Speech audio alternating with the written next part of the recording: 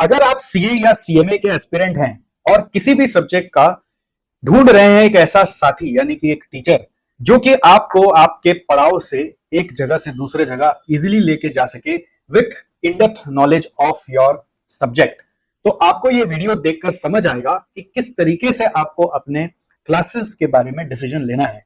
यानी कि YouTube में कई बार बहुत सारे बड़े बड़े वीडियोस डेमो के लिए आ जाते हैं, बट आप उसको पूरा देख ही नहीं पाते और अल्टीमेटली किसी के भी जस्ट बहकावे में आकर या किसी के बस बताए हुए के हिसाब से आप कोई टीचर की क्लास ले लेते हो। इसलिए हम चाहते हैं कि आप हमारे वीडियोस को इवेल्युएट करें 3 डिफरेंट एंगल से, एक एक्सप्लेनेशन और प्रेजेंटेशन के एंगल से, यानी कि ये डीप में कैसे ले जाया जा रहा है एक एक कॉन्सेप्ट में उसको देखें, और किस तरीके से आपको स्क्रीन में प्रेजेंट करके समझाया जा रहा है वो समझें। सेकेंडली आप ये भी देखें कि किस तरह का नोट्स आपको लिखवाया जा रहा है या आपको पढ़ने के लिए दिया जा रहा है, और थर्डली आप ये भी देखें कि आपके साथ जो टीचर बात कर रहे हैं उनके साथ आपका कनेक्शन, बॉन्डिंग और वाइब्स मैच हो रहा है कि नहीं हो रहा है।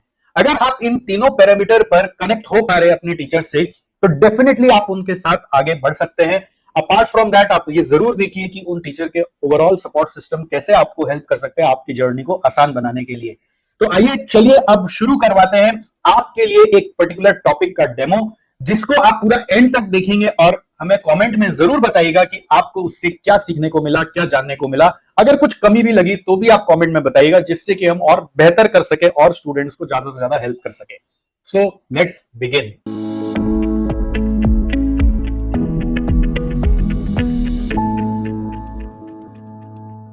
मटेरियल कॉस्ट कंप्यूटेशन, जो हमारे चैप्टर लर्निंग ऑब्जेक्टिव्स हैं, क्या क्या सीखना है। तो सबसे पहले अब हम सीखेंगे मटेरियल कॉस्ट कंप्यूटेशन, कि मटेरियल के कॉस्ट में क्या क्या चीज़ें आएंगी, कैसे हम अपने मटेरियल का कॉस्ट निकालेंगे, कैसे हम अपने मटेरियल का कॉस्ट निकालेंगे,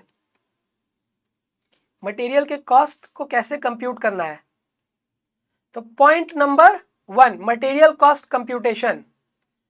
अब इसमें आप लिखिए items not included in material cost. आपको सब कुछ लेना है मटेरियल कॉस्ट में, तो सब कुछ लेना है, क्या क्या नहीं लेना है उसकी लिस्ट गिवन है, क्या क्या नहीं लेना है वो गिवन है। तो ऑटोमेटिकली इन सब चीज़ों को नहीं लेना है, तो इसके अलावा जो भी डेटा है सब ले लेना है। यही तो लॉजिक कहता है कि जो चीज़ों को नहीं लेना है वो बता दो, उसके अलावा हम सब कुछ ले लेंगे। तो क्वेश्चन जब आएगा आपके पास, जो चीज़ें नहीं लेनी है उनको आप आइडेंटिफाई कर लीजिए, उसके अलावा जो बच गया सब हम ले लेंगे। तो पहला पॉइंट इसमें items not included in material cost. क्या क्या आइटम्स है जो मटेरियल कॉस्ट में नहीं आते हैं। Items that are not included in material cost, items that are not included in material cost. सबसे पहले एबनॉर्मल एक्सपेंसेस और लॉसेस।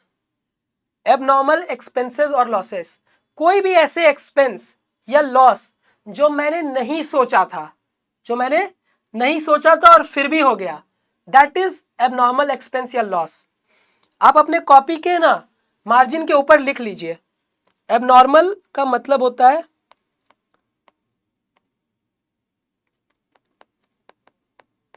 जो नहीं सोचा था लेकिन हो गया, जो नहीं सोचा था लेकिन हो गया। अब ये अच्छा भी हो सकता है, बुरा भी हो सकता है। अगर अच्छा होगा तो हम एबनॉर्मल गेन बोलेंगे, और अगर बुरा होगा तो एबनॉर्मल लॉस बोलेंगे। जो नहीं सोचा था लेकिन हो गया। तो मटेरियल के कॉस्ट में कोई भी एबनॉर्मल एक्सपेंस या फिर लॉस नहीं आएगा। जैसे कि थेफ्ट, मेरे फैक्ट्री में मटेरियल रखा हुआ था, मटेरियल की चोरी हो गई, तो जितने मटेरियल की चोरी हुई क्या मैं उसको मटेरियल के कॉस्ट में ऐड कर दूं? नहीं। जो बचा हुआ मटेरियल है क्या उसके कॉस्ट में उसको ऐड कर दूं जो मटेरियल चोरी हो गया? नहीं। नॉर्मली मैंने ऐसा नहीं सोचा था कि मेरे फैक्ट्री में चोरी होगी, अब चोरी हो गई है, कोई बात नहीं, मेरे को अपने प्रॉफिट में से उसको देना पड़ेगा, मैं मटेरियल के कॉस्ट में उसको ऐड नहीं कर सकता हूं, मटेरियल के कॉस्ट में वो ऐड नहीं होगा। एक्सीडेंट हो गया, एक्सीडेंट हो गया, गुड्स आ रहा था, रास्ते में एक्सीडेंट हो गया, गुड्स खराब हो गया, तो मेरे को तो लॉस हो गया, तो क्या मैं ये लॉस मटेरियल के कॉस्ट में ऐड कर दूं? नहीं, मटेरियल के कॉस्ट में ऐड नहीं होगा। थर्ड है ऑब्सोलेसेंस। ऑब्सोलेसेंस का मतलब है आउटडेटेड हो जाना, आउटडेटेड हो जाना। तो आउटडेटेड कब हो सकता है मटेरियल? मटेरियल आउटडेटेड कब हो सकता है? सपोज करिए कि इस मटेरियल को यूज करके जो गुड्स आप बना रहे थे ना, वो गुड्स भी अब बाजार में नहीं बिकता है, वो गुड्स अब बाजार में बिकना बंद हो गया है, तो उसके लिए जो मटेरियल लग रहा था वो बेकार हो चुका है, काम में नहीं आएगा, आउटडेटेड है, ऑब्सोलेसेंस है, तो उसके कॉस्ट को आप मटेरियल के कॉस्ट में ऐड नहीं करेंगे। या फिर वो मटेरियल को आप जिस गुड्स में डालते थे, वो मटेरियल को जिस मशीन में डालते थे, सॉरी, मटेरियल को जिस मशीन में डालते थे वो मशीन अब आउटडेटेड हो चुका है, वो मशीन अब आउटडेटेड हो चुका है, नई मशीन लानी पड़ेगी, नई मशीन में नया मटेरियल डलेगा, तो नई मशीन में जब नया मटेरियल डलेगा तो ये मटेरियल तो अगेन बेकार हो गया, तो इसे हम ऑब्सोलीट मान लेंगे, अपने कॉस्ट में नहीं ऐड करेंगे। क्लियर है ऑब्सोलेसेंस का मतलब? वो कॉस्ट मटेरियल की जो कि अब बेकार हो चुकी है, वो मटेरियल जो बेकार हो चुका है उसके कॉस्ट को ऐड नहीं करना है, दैट इज ऑब्सोलीट। फिर कोई भी तरीके का फाइन, पेनल्टी या फिर डैमेज, कोई भी फाइन, पेनल्टी या डैमेज हुआ है तो नहीं आएगा। जैसे पुलिस को मेरे को फाइन देना पड़ा, मैंने चालान कट गया मेरा, मैं गुड्स लेके आ रहा था या मेरा गुड्स आ रहा था, जो ड्राइवर था उसने ट्रैफिक सिग्नल मिस कर दिया, अब ट्रैफिक सिग्नल मिस कर दिया तो पुलिस ने चालान काट दिया, तो मैं मालिक हूँ भैया, मेरे को ही बियर करना पड़ेगा ना, वो अपने जेब से तो देगा नहीं, भले ही गलती उसकी है। तो मैंने फाइन पेमेंट किया, तो क्या मैं अपने मटेरियल के कॉस्ट में ऐड कर दूंगा? नहीं, मटेरियल के कॉस्ट में ऐड नहीं होगा क्योंकि मेरी गलती की वजह से हुआ है। फिर एक वर्ड है डेमरेज चार्ज। डेमरेज चार्ज क्या होता है? डेमरेज चार्ज क्या होता है, आइए समझते हैं डेमरेज चार्ज। मैं ना कोलकाता में, मेरी एक फैक्ट्री है कोलकाता टेक्सटाइल्स, मेरी एक फैक्ट्री है कोलकाता टेक्सटाइल्स, अब नाम से ही समझ में आ रहा है टेक्सटाइल्स है, तो इसमें मैं कपड़े बनाता हूँ। तो कपड़े जब मैं बनाता हूँ तो उसका रॉ मटेरियल मैं मुंबई से मंगवाता हूँ, रॉ मटेरियल मुंबई से आता है ना, गेटवे ऑफ इंडिया। तो मैंने मुंबई में फ़ोन किया कि भैया मेरे को गुड्स भेज दो, तो मुंबई में जो सप्लायर है बोला ठीक है भेज देते हैं। तो उसने गुड्स को इस ट्रक में लोड किया, गुड्स को इस ट्रक में लोड किया और कोलकाता भेज दिया। तो जब इतना बड़ा गुड्स आएगा ना, मींस इतना बड़ी क्वांटिटी में गुड्स आएगा, तो ये ट्रक ट्रांसपोर्टर के ऑफिस में जाएगा, ट्रक जो है वो ट्रांसपोर्टर के ऑफिस में जाएगा, डायरेक्टली मेरे पास नहीं आएगा। या आप ऐसा समझ लीजिए ना कि इस ट्रक में बहुत सारे लोगों का गुड्स आ रहा है, मेरे अकेले का नहीं आ रहा है, बहुत सारे लोगों का गुड्स आ रहा है। तो अब ऐसा तो नहीं है कि वो इंडिविजुअली सबके प्लेस में जाके डिलीवर करेगा, नहीं, वो एक ट्रांसपोर्ट ऑफिस में जाके गुड्स छोड़ देगा और ट्रांसपोर्ट ऑफिस वाले आपको फोन करके बोल देंगे कि तुम्हारा गुड्स आ गया, आके कलेक्ट कर लो, तुम्हारा गुड्स आ गया है, आके कलेक्ट कर लो। तो वही हुआ, तो इस सप्लायर ने गुड्स को ट्रक में लोड किया, भेज दिया कोलकाता के गुड्स ट्रांसपोर्टर के ऑफिस में, गुड्स आ गया। तो यहाँ से मेरे पास फ़ोन आ गया कि भैया आपका गुड्स आ गया है। अब फैक्ट्री में जो आदमी बैठता है, फ़ोन उठाया, वो नींद में आधा, बोला हाँ ठीक है आके ले लेंगे, भूल गया, फिर वो सो गया वापस। 7 दिन 10 दिन के बाद मेरे को अचानक से याद आया कि अरे मैंने तो गुड्स मंगवाया था, क्या हुआ उस गुड्स का? तो फ़ोन किया मुंबई कि भैया मेरा गुड्स, तो बोल रहा कब का भेज दिया है, आप कौन दुनिया में है? मैंने बोला गुड्स भेज दिया है, बोले हाँ ट्रांसपोर्टर ऑफिस में बात करिए। फिर ट्रांसपोर्टर ऑफिस में बात किया कि मेरा गुड्स आ गया है, तो बोला आपको तो फ़ोन किया था 7 दिन पहले, गुड्स तो आ गया है, आप कहाँ हैं इतने दिन से? वो और मेरे पे गुस्सा कर रहा है, मेरी गलती भी नहीं है। फिर मैं बोला ठीक है आते हैं।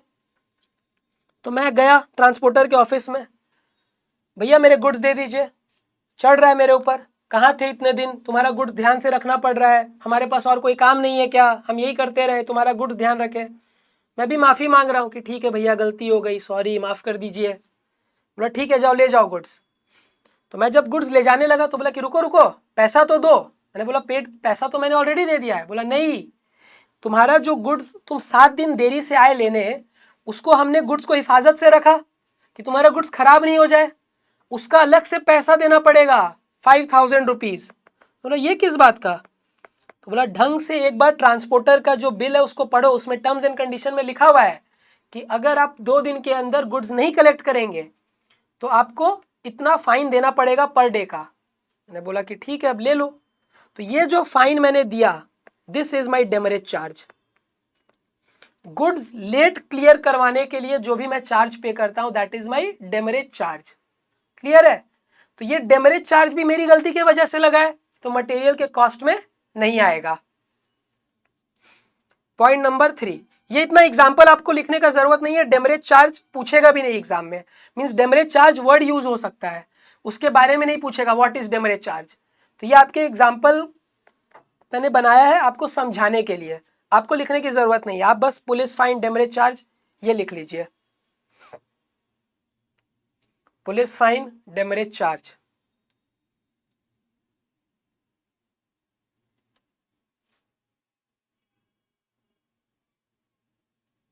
लिख लेंगे तो थम्स अप कर दीजिएगा, फिर आगे बढ़ेंगे।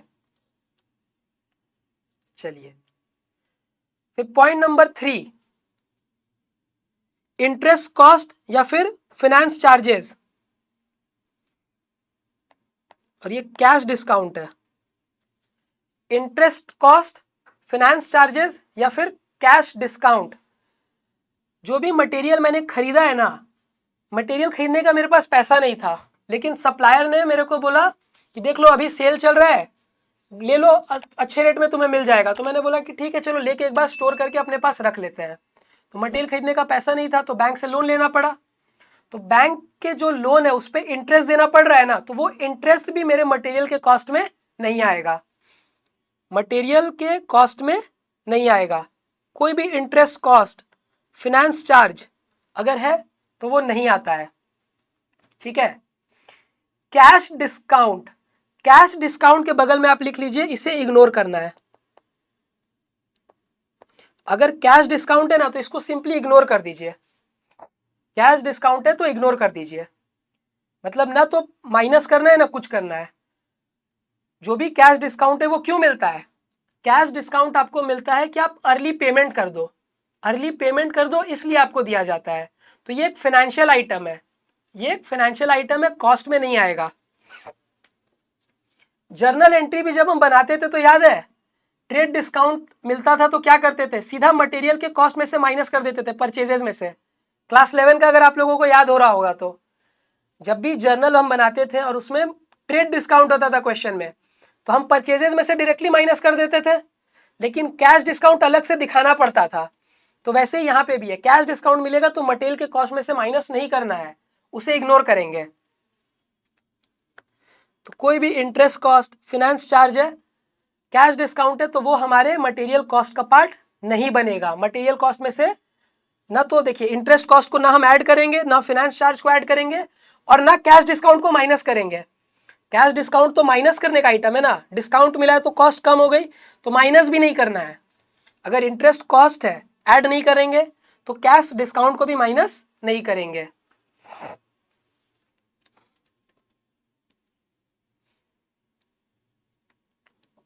फिर फोर्थ, कोई भी इंप्यूटेड कॉस्ट या फिर अपॉर्चुनिटी कॉस्ट है तो वो भी हमारे कॉस्ट का पार्ट नहीं बनेगा। सपोज करिए कि मेरे पास ना खुद का एक ट्रक है, खुद का एक ट्रक है जिससे मैं गुड्स मंगवा लेता हूं, तो उस ट्रक को अगर मैं नहीं भेजता गुड्स लाने के लिए तो हो सकता है कि वो ट्रक मैं किसी और को दे देता जिससे मेरे को भाड़ा मिल जाता।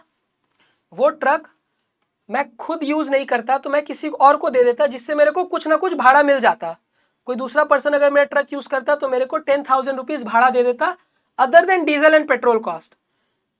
तो क्या मैं उस 10,000 रुपए जिसको मैं नहीं कमा पाया उसको अपने कॉस्ट में ले लूं?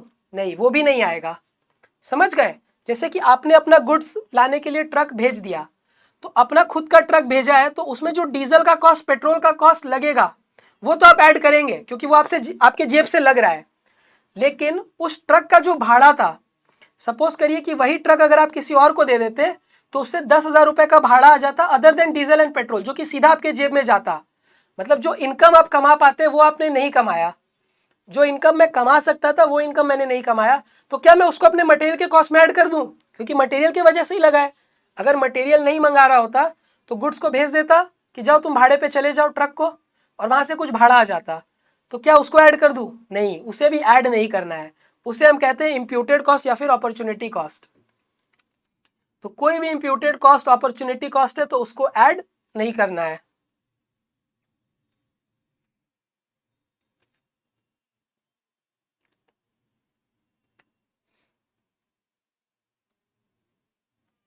कोई भी सब्सिडी, ग्रांट, इंसेंटिव किसी भी अथॉरिटी से अगर आपको मिला है मटेरियल के लिए, तो आप उसको मटेरियल के कॉस्ट में माइनस कर दीजिए।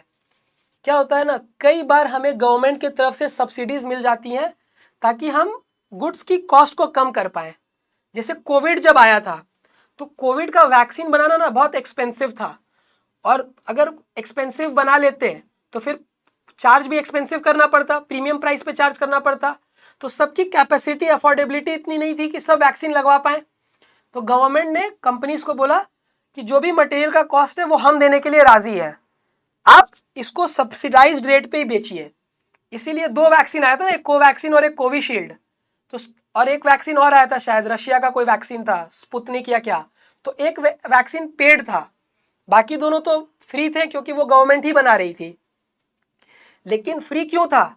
ऐसा तो नहीं था कि उसको बनाने में कॉस्ट ही नहीं लगा होगा, कॉस्ट लगा होगा, लेकिन जो भी कॉस्ट लगा होगा सब गवर्नमेंट ने दे दिया।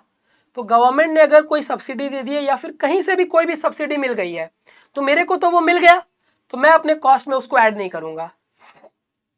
मेरे को अगर मिल गया है पैसा तो मैं क्यों कॉस्ट में ऐड करूंगा? कॉस्ट में नहीं ऐड करेंगे, माइनस कर देंगे। सपोज करिए कि 10 रुपये मटेरियल की कॉस्ट आती है, जिसमें से 2 रुपीज़ मेरे को गवर्नमेंट से मिल जाता है, तो 10 रुपये में 2 रुपये तो मिल गए, तो मेरे जेब से कितना लगा? 8 रुपीज़। तो मेरे लिए मटेरियल की कॉस्ट क्या होगी? 8 रुपीज़ ही होने वाली है। तो कोई भी सब्सिडी, ग्रांट या फिर इंसेंटिव आपको किसी भी अथॉरिटी से मिले मटेरियल के लिए, तो वो भी आपके मटेरियल कॉस्ट का पार्ट नहीं बनेगा। चलिए पानी पी लीजिए सब कोई।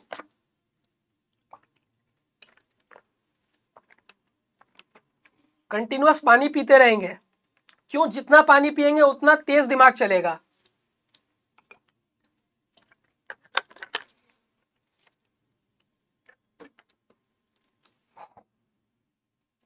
Third, any recovery of cost from customers, third party, government should be excluded. कोई भी अगर रिकवरी मेरे को हो जाती है, चाहे वो कस्टमर से हो जाए, थर्ड पार्टी से हो जाए या गवर्नमेंट से हो जाए, तो उसे हम अपने कॉस्ट का पार्ट नहीं बनाएंगे। और यहाँ पे सबसे बेस्ट एग्जांपल है आईटीसी। आईटीसी का मतलब इनपुट टैक्स क्रेडिट। जीएसटी में शायद आपने पढ़ा होगा, या हो सकता है अभी तक जीएसटी अगर नहीं शुरू किया है तो नहीं भी पढ़ा होगा। जब भी हम कोई गुड्स खरीदते हैं ना, तो उसमें जीएसटी लगता है। अभी बस आप समझिए, लिखिएगा कुछ मत। एग्जाम्पल, आपने एक रॉ मटेरियल खरीदा 100 रुपीज का, इसमें जीएसटी लग गया @ 5% या 18%, कुछ भी ले लीजिए। जीएसटी लग गया 18%, तो गुड्स की कॉस्ट क्या हो गई? 118। ये आपने परचेज किया है। अब आप जब इस गुड्स से, पता है, फिनिश गुड्स बना लोगे ना, ये तो रॉ मटेरियल है, इसको आप आगे क्या करोगे? खुद के कंजम्पशन के लिए तो आपने नहीं खरीदा है, आप तो इसको यूज करके आगे और प्रोडक्ट बनाओगे और उस प्रोडक्ट को बाजार में बेचोगे। तो अब आपने इसको प्रोसेस किया, प्रोसेस करके फिनिश गुड्स बनाया। अब ये जो मेरा फिनिश गुड्स बन गया है, सपोज करिए इसको मैं 500 रुपये में सेल कर रहा हूं, 500 रुपये में सेल कर रहा हूं, तो कस्टमर से जीएसटी का पैसा लेंगे। जब भी गुड्स सेल करेंगे तो कस्टमर से जीएसटी का पैसा लेंगे। तो ये जीएसटी का पैसा मैंने लिया @ 18%, 500 का 18%, 90 रुपीज़। तो कस्टमर से मेरे को मिल गया 590। तो ये जो सेल्स वैल्यू है, ये तो मेरे पास जाएगी, ये तो सेलर के पास जाएगी, लेकिन ये 90 रुपये किसका है? ये गवर्नमेंट का है। मेरे को गवर्नमेंट को जीएसटी का पैसा जमा कराना पड़ता है, तो मैं गवर्नमेंट को ये जीएसटी का पैसा जमा कराऊंगा। लेकिन गवर्नमेंट मेरे को बोलेगी ना कि देखो राहिल, अपनी मेरी बात सुनो, तुम ये जो 90 रुपये मेरे को दे रहे हो, 90 रुपीज़ मेरे को दे रहे हो, इसमें से 18 रुपीज़ तो तुमने पहले दे दिया है, तो इसे तुम माइनस कर लो। तुमने जो दिया है तुम अपना पैसा अपने पास रख लो, मेरे को जो नेट बच रहा है वही दो। तो मैंने 90 रुपीज़ में से 18 रुपीज़ अपना काट लिया, और जो एक्स्ट्रा 72 रुपीज़ है वो गवर्नमेंट को जमा करा दिया। तो ये जो 18 रुपीज़ मैंने दिया था, ये मेरे को वापस मिल गया। ये 18 रुपीज़ जो मैंने दिया था मेरे को तो वापस मिल गया। तो क्या ये मेरे कॉस्ट में आएगा? नहीं आएगा। तो अगर मेरे को आईटीसी मिलता है बहुत सारे ऐसे गुड्स होते हैं जिनका आपको इनपुट नहीं मिलेगा, गवर्नमेंट बोलेगी कि नहीं, जो तुमने दिया था वो तुम्हें वापस नहीं मिलेगा। तो अगर मेरे को आईटीसी नहीं मिलता है तब तो वो मेरा कॉस्ट है, क्योंकि मेरे को पैसा वापस नहीं मिला। लेकिन अगर मेरे को पैसा वापस मिल जाएगा तो फिर उसको मैं अपने कॉस्ट में से क्या करूंगा, रिड्यूस कर लूंगा, कॉस्ट में से रिड्यूस कर लूंगा। तो ये लिखने की दरकार नहीं है, ये तो बस अंडरस्टैंडिंग के लिए आपको बताया कि कभी भी अगर आपको जीएसटी का इनपुट मिल रहा है तो आपको अपने कॉस्ट में उसको नहीं लेना है। तो example, GST paid on input if available for input tax credit. अगर इनपुट टैक्स क्रेडिट के लिए आपको जीएसटी का इनपुट मिल जाता है तो आपको जीएसटी का जो भी कॉस्ट लगा है उसे अपने कॉस्ट में ऐड नहीं करना है। इनपुट नहीं मिलेगा तब आप ऐड करिए, कोई प्रॉब्लम नहीं है, लेकिन अगर इनपुट मिल जा रहा है तो फिर कॉस्ट में ऐड नहीं करना है। एंड इसी में आप एक पॉइंट और लिखेंगे, rebate from returnable containers. Rebate from returnable containers, जैसे एग्जांपल जो मैंने लिया था कैरेट वाला, मैंने 200 रुपीज कैरेट का दिया, लेकिन उसमें से 150 माइनस हो गया। 150 तो मेरे को मिल जाएगा ना जब मैं रिटर्न करूंगा, तो जो मेरे को वापस मिल जाएगा उसको भी कॉस्ट में से हटा दीजिए। तो कोल्ड ड्रिंक की कॉस्ट में क्या आया था, परचेज कॉस्ट जो भी था कितना था, 80 रुपीज था ना, 960। कैरेट का 200 लगा, लेकिन उसमें से रिटर्न हो जाएगा 150, तो 150 जब रिटर्न हो जाएगा तो माइनस कर लीजिए, क्योंकि वो तो रिटर्न में मिल जाएगा ना। तो जो कॉस्ट आपको रिटर्न हो जा रहा है वो आप माइनस कर लीजिए। Credit rebate from returnable containers is also excluded from the cost या is also reduced from the cost, ऐसे लिख लीजिए, is reduced from the cost, reduced from the cost। Containers को जब रिटर्न करूंगा तो उनसे जो रिबेट मिलेगा उसको भी अपने कॉस्ट में से माइनस कर दूंगा।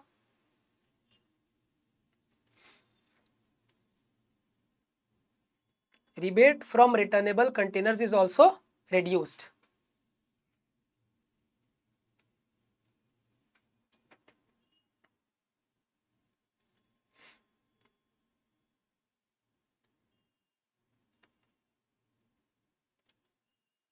हो गया लिखना? तो प्लीज एक बार थम्स अप कर देंगे सबको ही।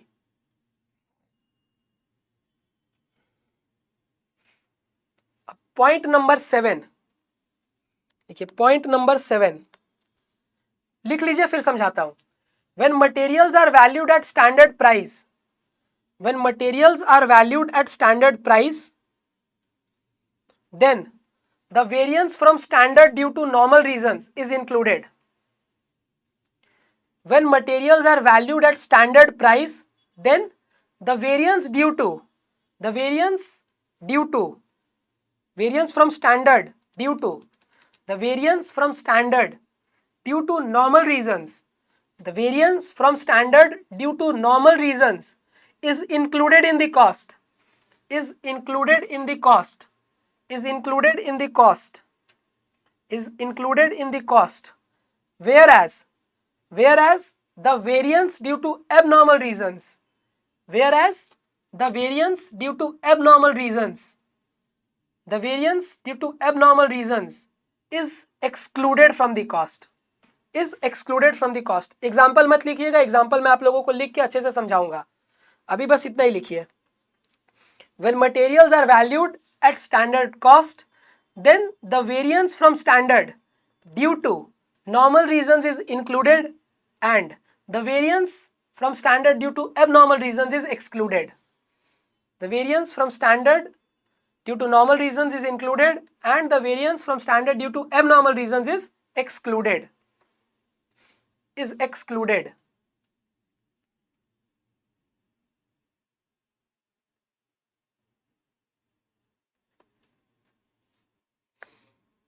अब आप एग्जाम्पल पहले समझिए, फिर आप नोट करिएगा।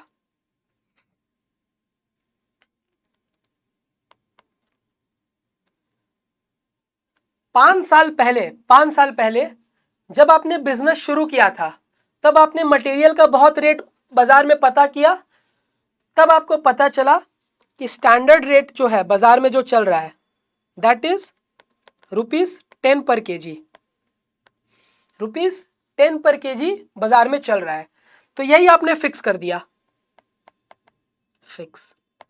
यही मैंने फिक्स कर दिया कि मेरे को भी मटेरियल 10 रुपीज़ पर केजी के हिसाब से खरीदना है। बाजार में आपने बहुत स्टडी किया, बहुत लोगों से बातचीत किया, तो आपको पता चला कि 10 रुपीज़ पर केजी में लोग खरीदते हैं, तो आपने भी फिक्स कर दिया। और हर साल यही चल रहा है, हर साल यही स्टैंडर्ड चले आ रहा है। अब इस बार क्या हुआ कि आपका जो मटेरियल आया है उसकी एक्चुअल प्राइस है ₹15 पर केजी। एक्चुअल प्राइस है 15 पर केजी। तो यहां वेरिएंस आ गया। वेरिएंस कितने का है?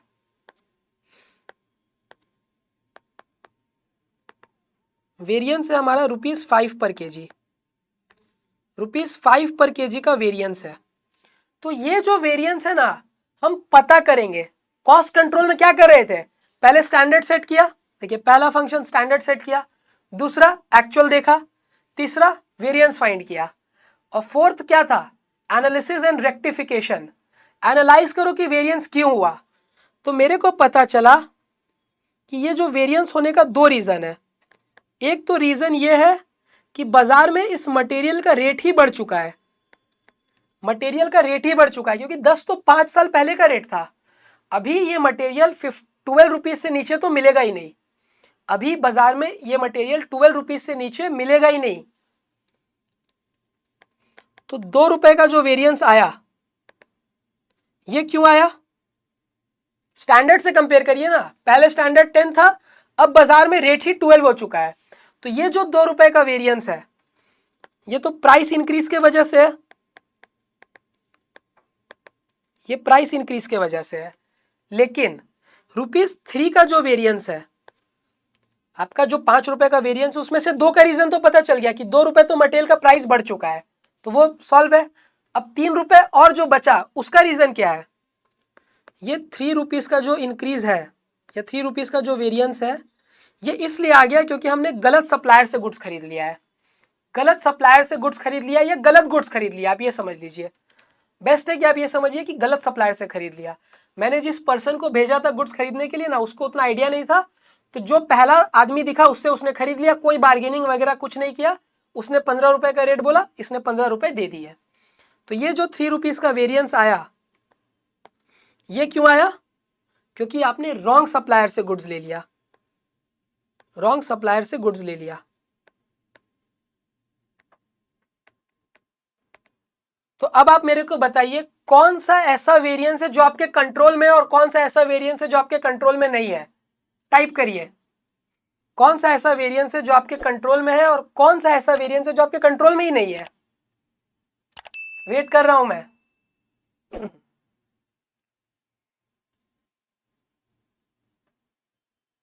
सप्लायर वाला आपके कंट्रोल में है या सप्लायर वाला आपके कंट्रोल में नहीं है?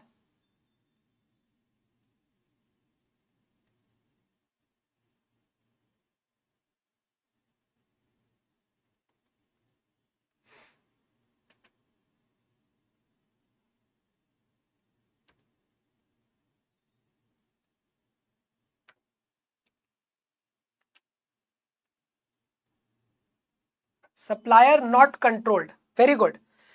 रॉन्ग नहीं, सप्लायर नॉट कंट्रोल्ड कैसे? सप्लायर तो कंट्रोल में है ना। मेरे अगर रॉन्ग सप्लायर से गुड्स खरीद लिया तो वो तो मैं कंट्रोल कर सकता हूं। मेरे को तो पता है जो आदमी है, ये मैंने गलत आदमी को भेजा तो वो रॉन्ग सप्लायर से गुड्स लेके आ गया। मैं अगर सही सप्लायर के पास जाता तो मेरे को तो सही रेट पे मिलता। तो ये मेरे कंट्रोल में है, लेकिन प्राइस इंक्रीज हो चुका है, ये तो मेरे कंट्रोल में है ही नहीं, नॉट इन कंट्रोल। मैं कहीं भी लेके जाऊं, अगर गुड्स खरीदने में कहीं भी जाऊंगा तो 12 से नीचे तो मिलेगा ही नहीं। तो मैं प्राइस इंक्रीज को कंट्रोल कर सकता हूं क्या? नहीं, ये प्राइस जो चेंज हो गया ये मेरे कंट्रोल में नहीं है। तो ये नॉर्मल रीजंस के वजह से वेरिएंस है, ये नॉर्मल रीजंस के वजह से वेरिएंस है। लेकिन जो रॉन्ग सप्लायर है वो एबनॉर्मल है। क्यों? क्योंकि मेरे पर्सन को आइडिया नहीं था किससे गुड्स खरीदना है। मैंने जिस आदमी को गुड्स खरीदने भेजा उसको आइडिया नहीं था। तो अगली बार मैं कंट्रोल कर सकता हूं इसको, अगली बार मैं सही आदमी को भेज दूंगा गुड्स खरीदने के लिए। मेरे को तो पता चल गया कि ये आदमी उतना अच्छा नहीं है, बेवकूफ टाइप का है, इसको नहीं भेजेंगे। तो जो अच्छा है, जिसको आइडिया है, जिसको नॉलेज है, जिसको बार्गेन करने आता होगा, मैं अगली बार उसको भेजूंगा। तो ये कंट्रोल में है मेरे, लेकिन प्राइस जो इंक्रीज हो गया है वो तो मेरे कंट्रोल में है ही नहीं।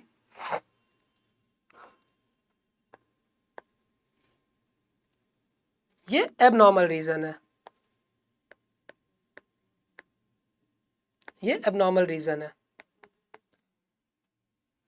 तो हम अब अपना स्टैंडर्ड को चेंज करेंगे, स्टैंडर्ड को चेंज करेंगे। मींस कि ये जो 10 रुपीज का मैंने स्टैंडर्ड रखा था, तो ये स्टैंडर्ड ही मेरा गलत है। क्यों? क्योंकि 2 रुपए तो प्राइस बढ़ चुका है, तो इसको आप ऐड कर लीजिए। तो आपके मटेरियल की कॉस्ट कितनी होनी चाहिए? 12, न कि 15। अब समझ में आ गया या कोई डाउट है? बताइए।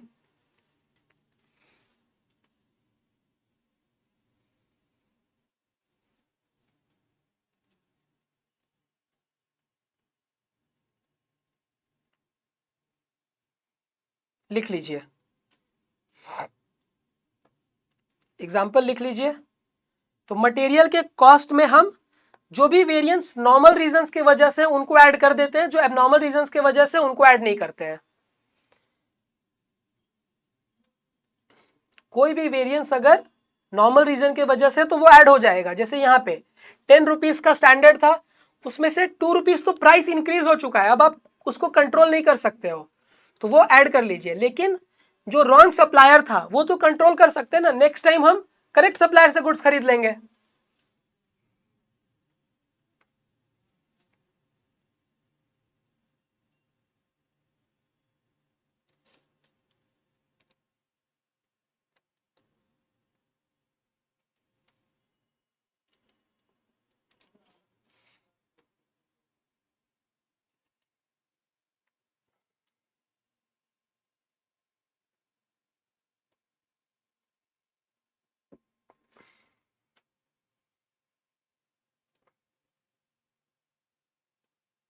ये एग्जाम्पल हो जाएगा तो प्लीज एक बार थम्स अप कर दीजिएगा। चलिए आइए, तो एक बार वापस से रिपीट करते हैं क्या क्या चीजें आएंगी, क्या क्या चीजें नहीं आएंगी। सबसे पहला, कोई भी अगर एबनॉर्मल नेचर का लॉस है या एक्सपेंस है, जैसे कि थेफ्ट, ऑब्सोलेसेंस, नहीं आएगा। दूसरा, कोई भी interest, financing cost, cash discount होगा तो नहीं आएगा। कोई भी फाइन्स, पेनल्टीज होंगी तो नहीं आएंगी, जैसे कि पुलिस फाइन, डेमरेज चार्ज, ये सब नहीं आएगा। फिर imputed cost, opportunity cost, cost में नहीं आएगा। सब्सिडी, ग्रांट, इंसेंटिव अगर कुछ भी मिला है किसी भी अथॉरिटी से तो उसे अपने कॉस्ट में से रिड्यूस कर लेना है, मतलब हमारे कॉस्ट में से माइनस हो जाना चाहिए। और कोई भी कॉस्ट अगर कस्टमर से, थर्ड पार्टी से या गवर्नमेंट से रिकवर हो जाएगा तो वो भी कॉस्ट में नहीं आएगा। क्यों? क्योंकि उसकी तो रिकवरी हो चुकी है। और जब हम मटेरियल को स्टैंडर्ड कॉस्ट पे वैल्यू करेंगे, देन कोई भी कॉस्ट मीन स्टैंडर्ड में जब वैल्यू कर रहे हैं तो जो भी वेरिएंस नॉर्मल रीजंस के वजह से है उसे तो ऐड कर देंगे कॉस्ट में, लेकिन जो एबनॉर्मल रीजंस के वजह से उसे कॉस्ट में ऐड नहीं करेंगे।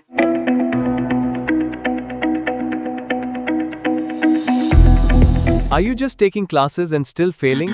Upgrade to the Super Success Batch for live classes, tracking and revision. This is your sure path to pass.